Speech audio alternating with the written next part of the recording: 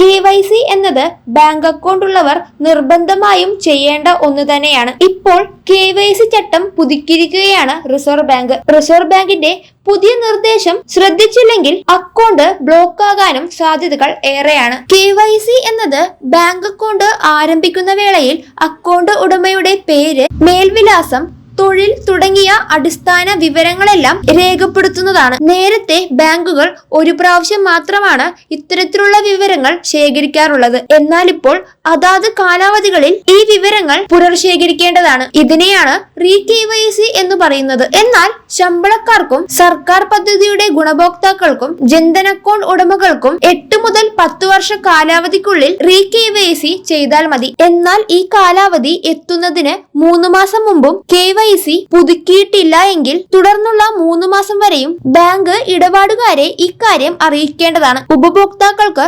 എത്തിച്ചേരാൻ ബുദ്ധിമുട്ടുള്ള ഇടങ്ങളിൽ ബാങ്ക് ക്യാമ്പുകളും മറ്റും സംഘടിപ്പിച്ച് KYC നടപടികൾ കൃത്യമായി നടത്തണമെന്നും RBI നിർദ്ദേശിച്ചിട്ടുണ്ട്. കൂടാതെ വീഡിയോ കോൾ വഴിയും KYC ചെയ്യാൻ സാധിക്കുന്നതാണ്. നടപടികൾ എളുപ്പമാക്കുന്നതിന്റെ ഭാഗമായിട്ടാണിത്. ഇങ്ങനെ ചെയ്യുകയാണെങ്കിൽ അക്കൗണ്ട് ഉടമയ്ക്ക് ബാങ്കിൽ എത്തണമെന്നില്ല. വീഡിയോ KYC സൗകര്യമുള്ള ബാങ്കുകൾ ഇടപാടുകാർക്ക് നിർബന്ധമായും വിവരങ്ങൾ വീഡിയോ അപ്ലോഡിംഗ് ചെയ്യാനുള്ള സൗകര്യം ഉറപ്പാക്കേണ്ടതുമാണ്. കൂടാതെ ബിസിനസ് കറസ്പോണ്ടർമാർ വഴി ഇത്തരത്തിലുള്ള KYC പുതുക്കാൻ സാധിക്കുന്നതാണ്. പല രീതികളിൽ KYC ചെയ്യാൻ സാധിക്കുന്നതാണ്. ഇടപാടുകാർക്ക് ആധാർ, OTP അധിഷ്ഠിതമായിട്ടുള്ള KYC, video KYC, mobile app വഴിയുള്ള KYC, നെറ്റ് ബാങ്കിംഗ്, ATM, നേരിട്ട് ബാങ്ക് ശാഖ സന്ദർശിച്ചിട്ടുള്ള KYC, ബിസിനസ് കറസ്പോണ്ടർ വഴിയുള്ള KYC മുഖേന ഈ നടപടികൾ കൃത്യമായി തന്നെ ചെയ്യാൻ സാധിക്കുന്നതാണ്. നിലവിൽ ബാങ്ക് അക്കൗണ്ടുമായി ബന്ധപ്പെട്ട് ധാരാളം തട്ടിപ്പുകൾ നടക്കുന്നുണ്ട്. ഇത്തരത്തിൽ കൃത്യമായി തന്നെ KYC നടത്തുകയാണെങ്കിൽ